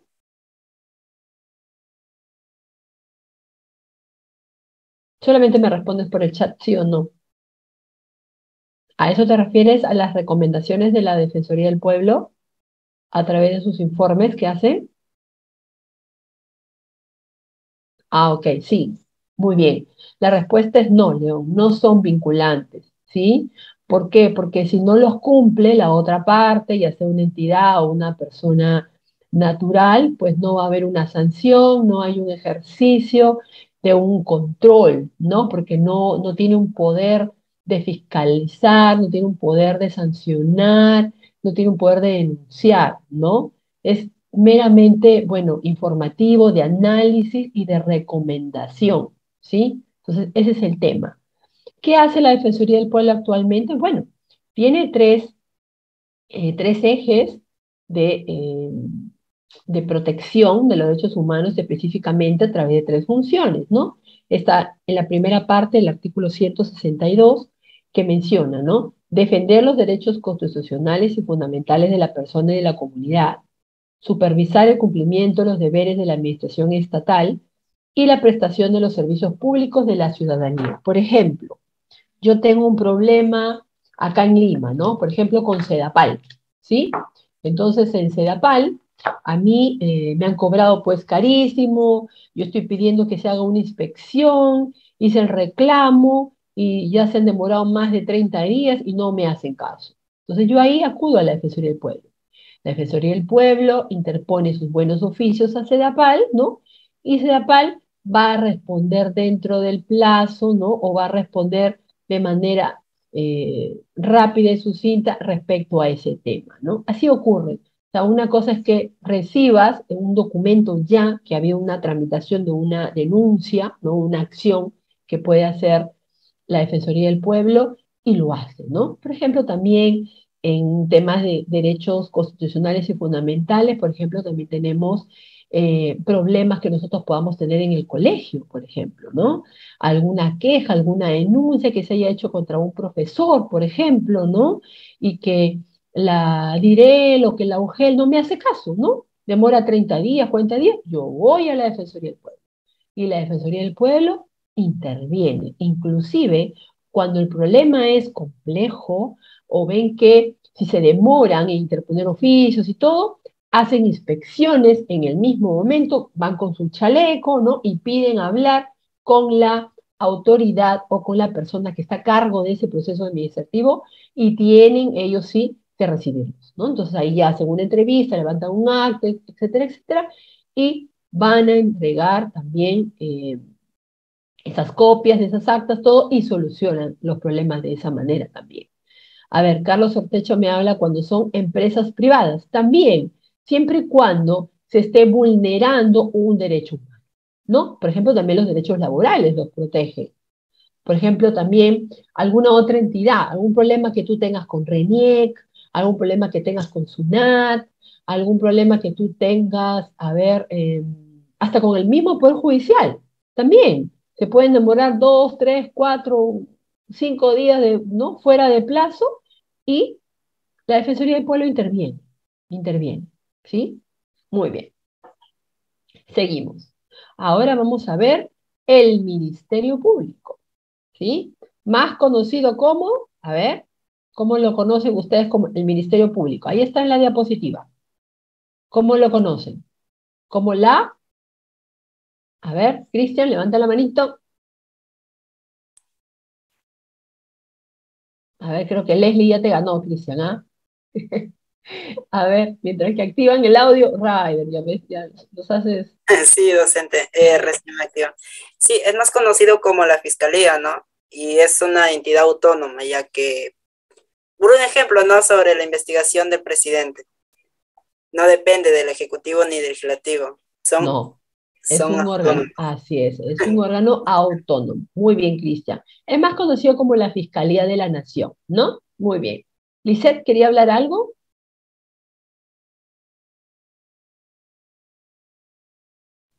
El defensor de la legalidad, doctora. Muy bien, ya, lo estás mencionando.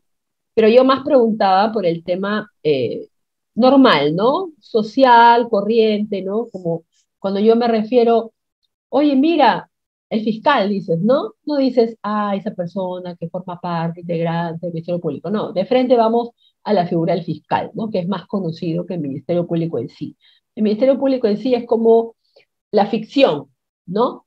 La ficción jurídica, pero lo forman, ¿no? Quienes lo integran, el fiscal, ¿no? El fiscal de la nación, que es como se dice, el top, de forma jerárquica. Luego vienen los fiscales supremos, los fiscales superiores, los fiscales provinciales, ¿no? Entonces, así más o menos es la categoría que tienen ellos, ¿no?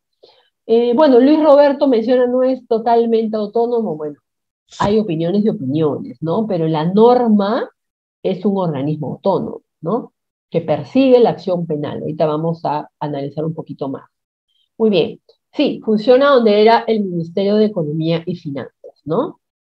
Muy bien. Allí también funciona, bueno, antes, ¿no? Porque ahora ya tenemos todo el tema, pues, computarizado, ¿no? Y hasta por internet podemos sacar los antecedentes penales.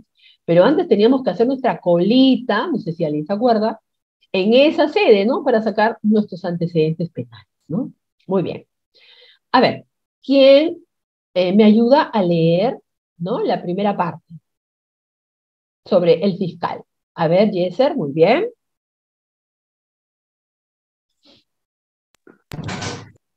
Buenas noches otra vez, doctora. ¿Cómo estás?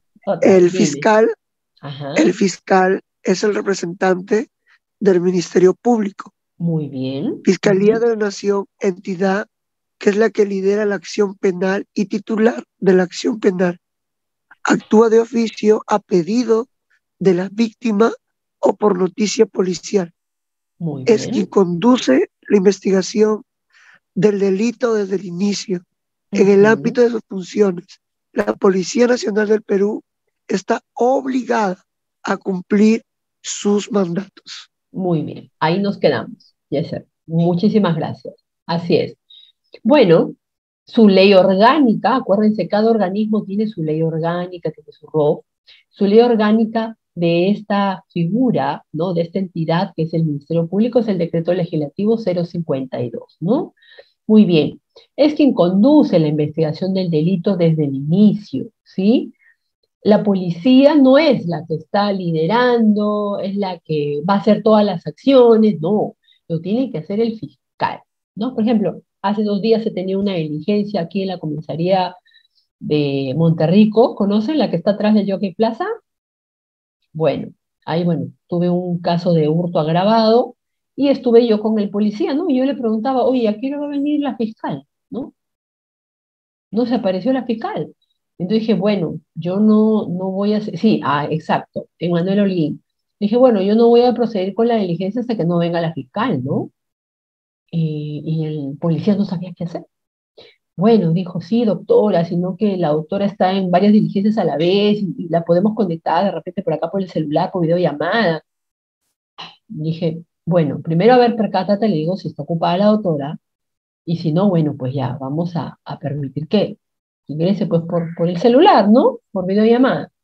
Y sí, tenía otra diligencia, justo estaba haciendo un levantamiento de un cadáver, y bueno, en ese momento la doctora dijo, ya, déjenme 2 minutitos y yo los llamo. Y llamó con videollamada, ¿no? Y estuvo ya ella acompañándonos, inclusive hizo preguntas, ¿no? A mi cliente, y se desarrolló ya de buena manera la diligencia y lo que hace la tecnología, ¿no? Mandaron en PDF el documento a ella, lo firmó digitalmente, lo regresaron, lo imprimieron y ya lo firmé pues, conjuntamente con mi cliente, ¿no? Así es, Carlos. Antes era la policía la que conducía la investigación, pero de ahí se cambió por el tema del Ministerio Público, ¿no? Más conocido como el fiscal, ¿sí? Muy bien. Ahora veamos cuál es el nuevo rol y las funciones que le da gracias al nuevo Código Procesal Penal. A ver, ¿un voluntario? Cristian, dime. Doctora, nuevo rol y funciones. Nos comentan. Uno de los aspectos más importantes del nuevo Código Procesal Penal es que significó el reconocimiento expreso del rol de la Constitución Política del Perú y lo confiere al Ministerio Público, Fiscalía de la Nación, valga decirlo, como conductor de la investigación del delito y titular de la acción penal. En este contexto, el primer gran reto del Ministerio Público es afianzar una adecuada gestión y la obtención de resultados en la investigación del delito, para lo cual debe coordinar estrechamente con la Policía Nacional, donde se comenta.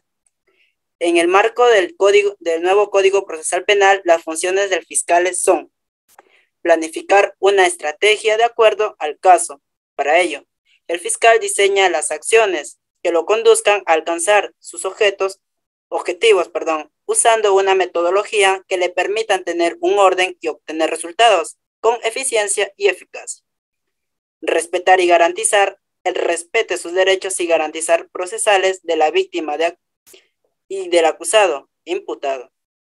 Previo apercibimiento, el fiscal puede disponer las conductas compulsivas del omisivo en una situación. Por último tenemos, el fiscal averigua el hecho y recaba elementos probatorios en el descargo, aquellos que puedan atenuar de la responsabilidad o la pena. Muchas gracias. Muy bien, gracias, Cristian. A ver, otro voluntario o otra voluntaria para ver ya el tema de atribuciones y obligaciones. A ver, voy leyendo acá que me dice León, la PIP investigaba, así es, antes de que se cree pues la Policía Nacional, acuérdense que esa se junta, ¿no? Guardia Civil, Guardia Republicana y la Policía de Investigaciones, luego se juntan, ¿no? Se centraliza en una sola figura que es ahora la Policía Nacional del Perú, ¿no? Que seguía investigando igual, pero ahora ya con el nuevo Código Procesal Penal, quien lidera la acción penal y quien lidera la investigación desde su inicio es el Ministerio Público. Y comparto con la opinión de nuestro querido participante que no se abastecen, pues no son demasiados casos a la vez. A ver, Yeser, nuevamente, mi voluntaria favorita, a ver. Atribuciones y obligaciones. Entre sus obligaciones están: actúa con independencia de criterio, sus actos son objetivos y están regidos solo por la Constitución y la ley, teniendo en cuenta, además, las directivas o instrucciones de carácter general que emite la Fiscalía de la Nación. Conduce la investigación preparatoria. El fiscal realiza o manda ejecutar los actos de investigación que correspondan. No solo indaga las circunstancias que permitan comprobar la acusación, sino también las que sirvan para eximir o atenuar la responsabilidad del imputado. Para algunas actuaciones, el fiscal pide al juez las medidas que sean necesarias. Interviene permanentemente en todo el desarrollo del proceso.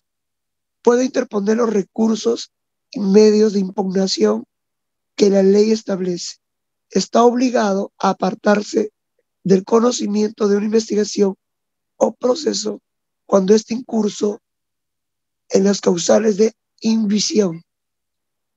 Las atribuciones de los fiscales se han visto significativamente incrementadas con el nuevo modelo procesal penal, fundamentalmente con las salidas alternativas, entre las que figuran la aplicación del principio de oportunidad, los acuerdos reparatorios, la terminación anticipada y los procesos inmediatos. Estas nuevas atribuciones requieren a su vez profundos cambios organizacionales y de gestión en el Ministerio Público, de manera tal que se asegure su adecuada aplicación, no solo en beneficio de la población, sino en aras de mantener un adecuado flujo de casos dentro del nuevo sistema de justicia penal. Muy bien, gracias, Yeser, muy bien. A ver, vamos a rescatar acá algo importante, ¿no? Está regido por la Constitución, ¿sí? Acuérdense, está dentro de la estructura del Estado, tiene directivas e instrucciones de carácter general, ¿no? Porque ya las específicas y todo el plan, ¿no? Como política, lo tiene pues que establecer el fiscal de la nación, ¿no? Ya sea el entrante o el que está por terminar el cargo, pues, ¿no? Conduce la investigación preparatoria, ya les mencioné, ¿no? Interviene permanentemente en todo el desarrollo del proceso, desde su inicio hasta el final, ¿sí? Muy bien, a ver, ¿cuándo acaba, no? A ver si hay algún penalista por ahí, si no, lo repasamos en forma conjunta. ¿Cuándo acabaría o cuándo acaba la intervención del fiscal? A ver, en un proceso penal. A ver, Lisette, vista atenta. A ver.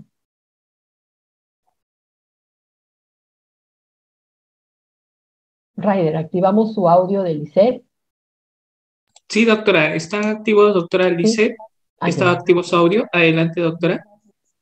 Bueno, la actuación del fiscal terminaría en primera instancia con la sentencia, ¿no? Y en segunda instancia con la sentencia de vista, con la apelación. Ya. Y dime tú, en el informe que él presenta formalizando la denuncia, ¿no? ¿Aló? ¿Sí me escuchó? Sí, claro. Sí, está perfecto tu respuesta. Ahora estaba preguntando otra cosita. En el tema de la formalización de la acusación o la formalización de la denuncia, allí, ¿qué se analiza? A ver, ¿qué redacta el fiscal? Doctora Lisette, ¿está activo su audio? Adelante. Bueno, se analiza primero de que tiene que analizar si es que hay delito o no, para que pueda formalizar. Si es que hay delito, va a formalizar, ¿no? Va a iniciar con investigación preliminar. Ya, y ha determinado la responsabilidad y ha llegado a establecer que el tipo penal o la acción típica antijurídica, que es el delito que empezó, ¿cierto? Corresponde, ¿no? Con los medios probatorios que él va a demostrar, que va a mostrar, ¿cierto? Así es.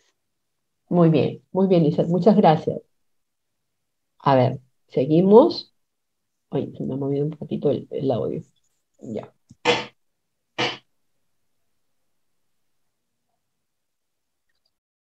Muy bien. Ahora veamos. La Dirección General de Derechos Humanos, ¿sí? Es una dirección que está bajo el despacho viceministerial de Derechos Humanos y Acceso a la Justicia. Si nosotros vemos el organigrama del Ministerio de Justicia y Derechos Humanos, vamos a ver, ¿no? El despacho ministerial y luego se bifurca en dos viceministerios. El despacho viceministerial de Justicia y por otro lado el despacho viceministerial de Derechos Humanos y Acceso a la Justicia.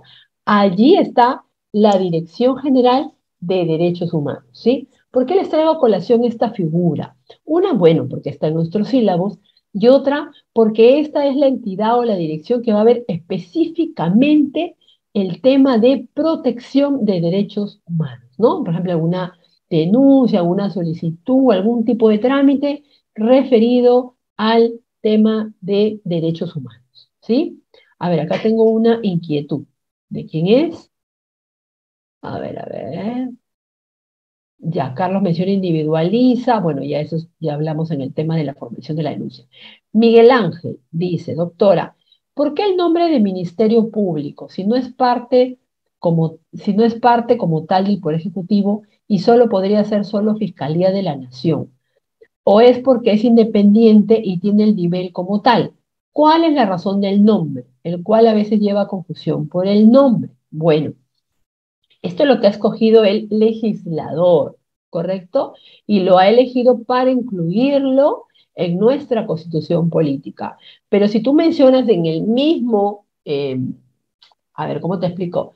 En la misma puerta, ¿no? Del local, se coloca Ministerio Público guión, ¿no? Fiscalía de la Nación, que es más conocido de esa manera.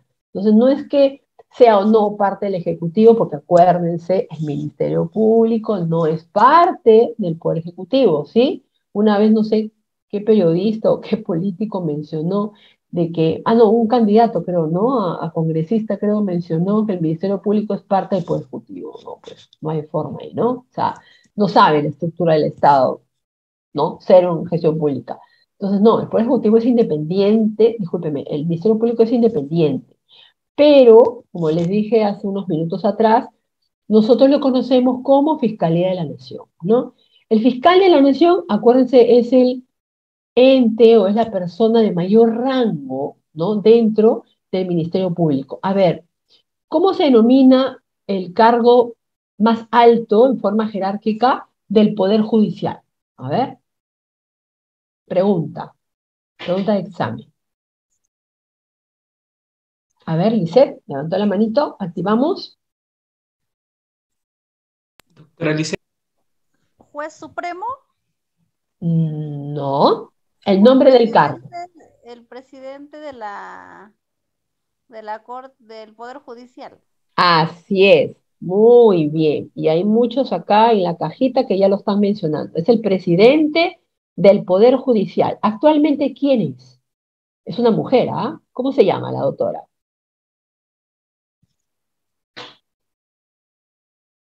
¿Saben cómo se llama? Elvia Barrios, muy bien. Freddy Montañez, muy bien. Elvia Barrios. Yo tuve el honor de que ella me enseñe mi diplomado en especialización en violencia familiar. Es una trompe en ese tema, ¿eh? La rompe, de verdad que sí. Ella es la actual presidenta del Poder Judicial. Muy bien, Elvia Barrios. Sigamos. Ahora ya vamos a hacer una especie de pequeño resumen, ¿no? Ya para terminar, ¿sí? Entre Ministerio Público, Tribunal, Poder Judicial. Porque puede ser, doctora, me confundo, ¿no? Depende, digo esto y depende, no digo lo otro. O puedo estar hablando del tribunal, pero realmente estoy hablando de las funciones del Ministerio Público. Entonces, vamos a hacer un pequeño repaso, ¿no? Ya para terminar los últimos 20 minutos de estas tres figuras, pero ya en forma concatenada o sincronizada. ¿Sí? Muy bien. A ver, Carlos Ortecho me pregunta cómo lo eligen a quién, al fiscal de la Nación y al presidente del Poder Judicial. ¿A eso te refieres, Carlos Ortecho?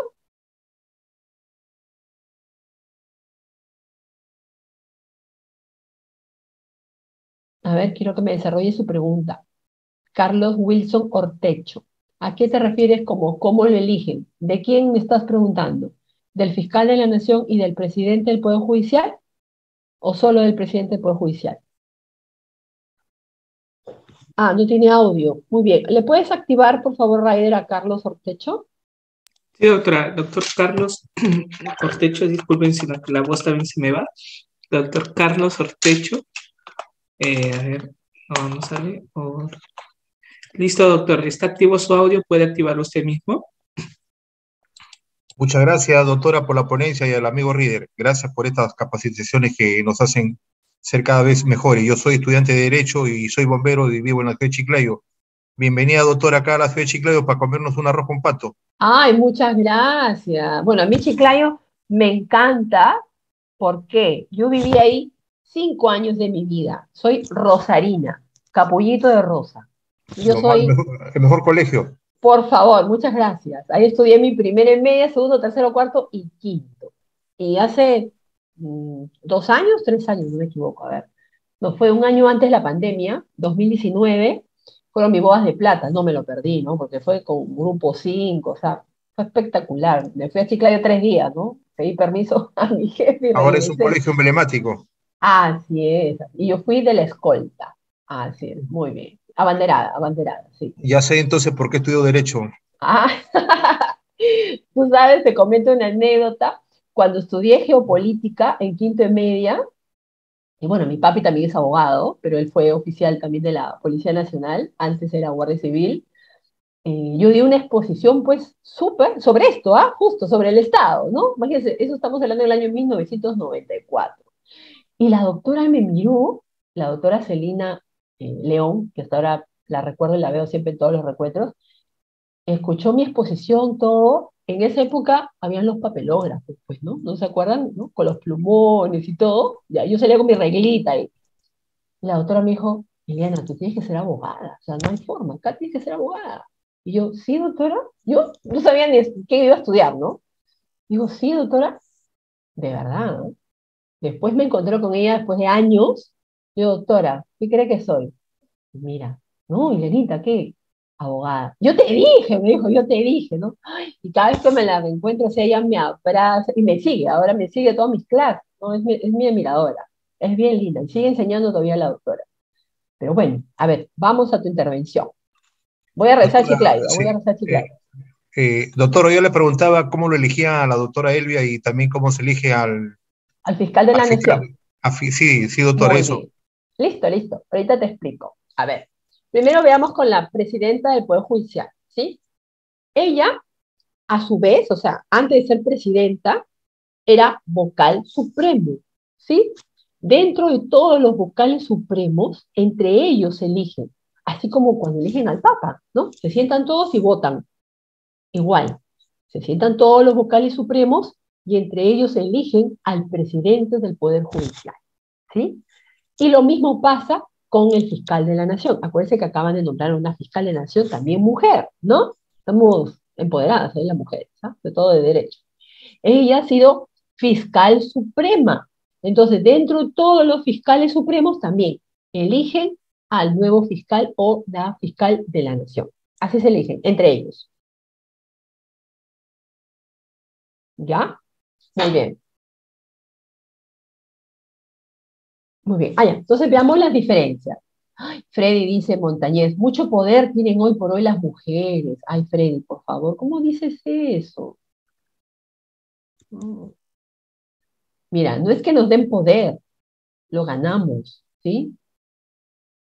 Entonces, yo siempre digo, el poder no se obtiene porque, de buena manera o por suerte, ¿no? El poder se conquista. ¿Y cómo se conquista un poder? Con conocimiento, con experiencia, ¿no? Con profesionalismo. Entonces, no solamente hemos visto, por ejemplo, una fiscal de la nación mujer, una presidenta del Poder Judicial mujer, hemos tenido recién también presidenta del Tribunal Constitucional mujer, la doctora Ledesma. Tenemos presidenta del Congreso, ¿no? ¿Qué más tenemos mujer? Hemos tenido premier también mujer, ¿no?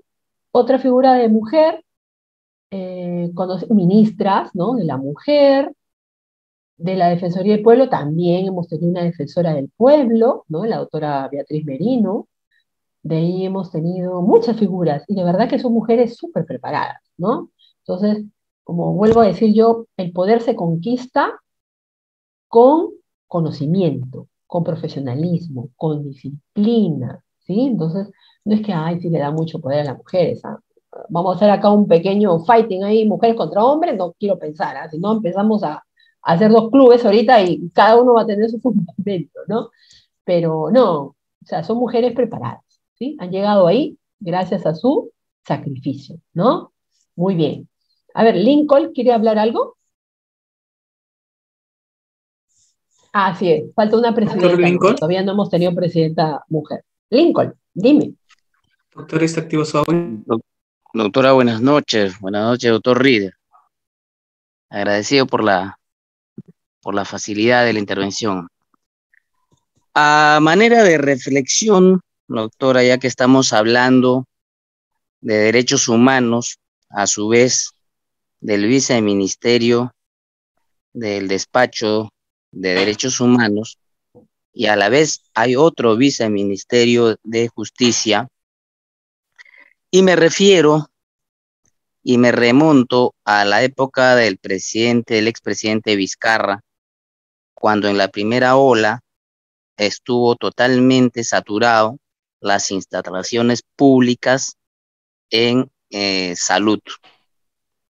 Es decir, que si el derecho a la salud es un derecho fundamental, ¿qué instituciones son las responsables de haberlos llevado a muchas familias a que sus casas sean empeñadas, sean embargadas? Acuérdense ustedes que cada paciente que lo intervenían en una clínica pasaba los 200.000, 500.000 soles por paciente.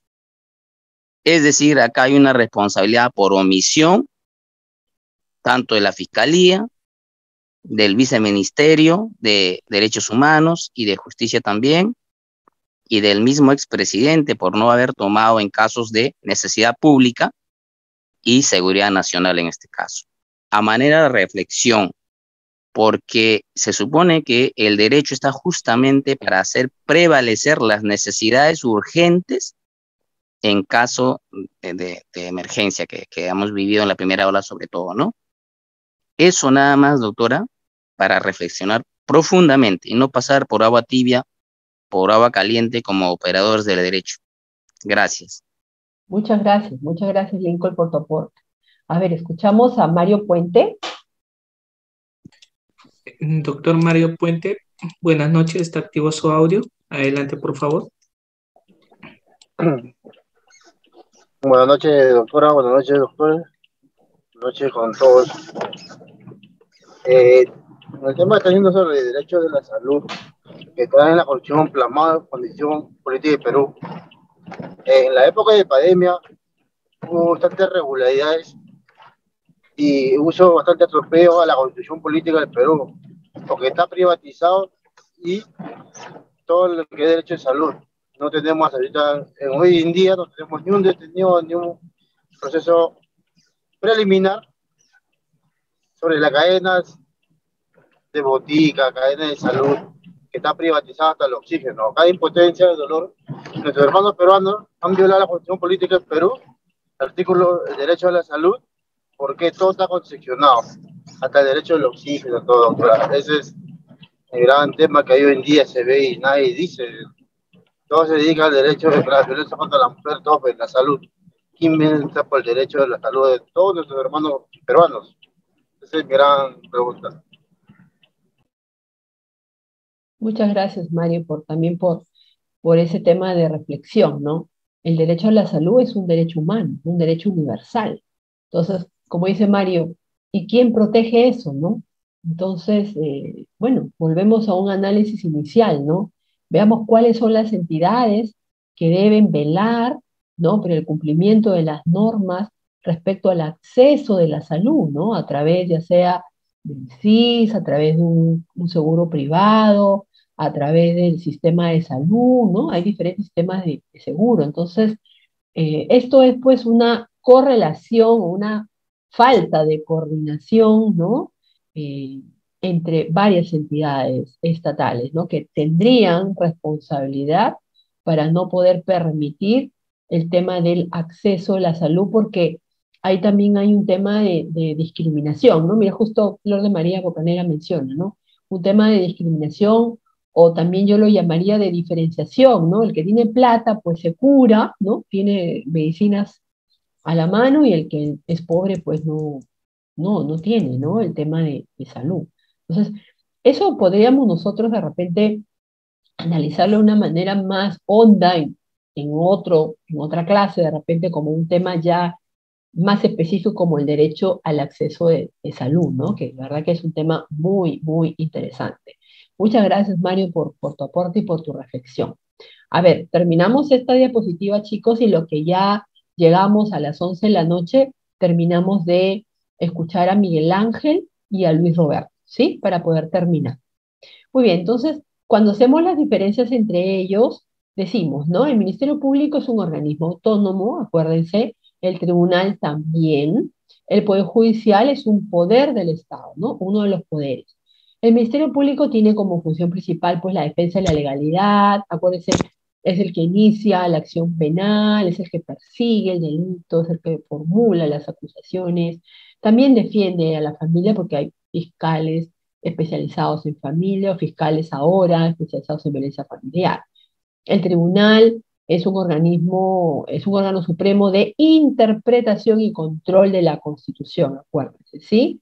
Y el Poder Judicial, pues, ejerce la potestad en sí de administrar justicia, acuérdense, la que emana del pueblo, que es el poder, y la ejerce a través de sus órganos jerárquicos con arreglo a la Constitución y a las leyes, ¿no? Hemos visto el tema de la Corte Suprema, Cortes Superiores, los juzgados mixtos o juzgados especializados, los juzgados de paz letrado y los juzgados de paz, ¿no? Entonces, con esto cerramos el tema del análisis de todas las entidades del Estado que protegen los derechos humanos, ¿no? Y bueno, yo como siempre termino mis clases con una frase, ¿no? Especialmente de Mafalda, porque yo soy su fanática número 1 de Mafalda. Miren, justo tengo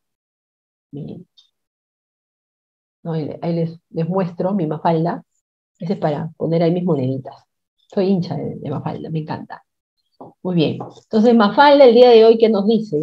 Conozcamos nuestros derechos, ¿no? Pero que no sean meros enunciados, es decir, está en el papel y listo. No. Hay que luchar por su vigencia, porque así empezaremos a gestar un mundo más justo.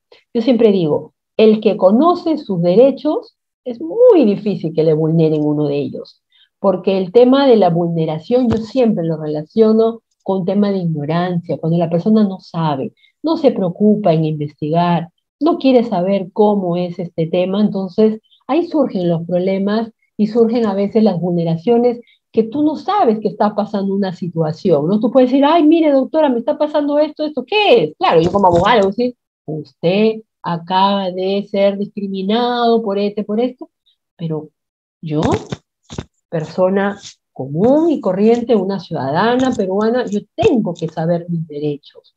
Nadie puede alegar ignorancia de una norma, de un derecho, para poder decir, me defiendo, ¿no? No es así. Entonces, yo de verdad que felicito a aquellos que me están escuchando en este momento, que no son parte de la comunidad jurídica, o sea, que no son abogados ni estudiantes de derecho, de otras profesiones, que se preocupan en aprender. De verdad que sí, los felicito, y a mis compañeros jurídicos, ya sea colegas o estudiantes de derecho que están por graduarse, igual también felicitarlos, porque nosotros los abogados nunca paramos de aprender, nunca paramos de conocer, y siempre tenemos que estar, acuérdense chicos, actualizados, porque las normas van cambiando.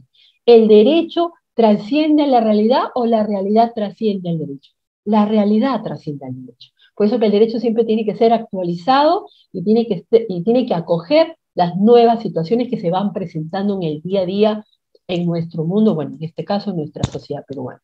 Muy bien, chicos, siendo exactamente las 10:57, les agradezco por su atención, espero que hayan aprendido un poquito más de este tema del aparato estatal, conjuntamente con el tema de protección de derechos humanos. Les agradezco su participación, sus aportes, sus reflexiones, sus preguntas, y de verdad que, bueno, los voy a mantener en mi corazón a todos ustedes, y decirles muchísimas gracias, y nos encontraremos en una próxima ponencia o un próximo diplomado que Udiápolis me invite nuevamente. Muchas gracias.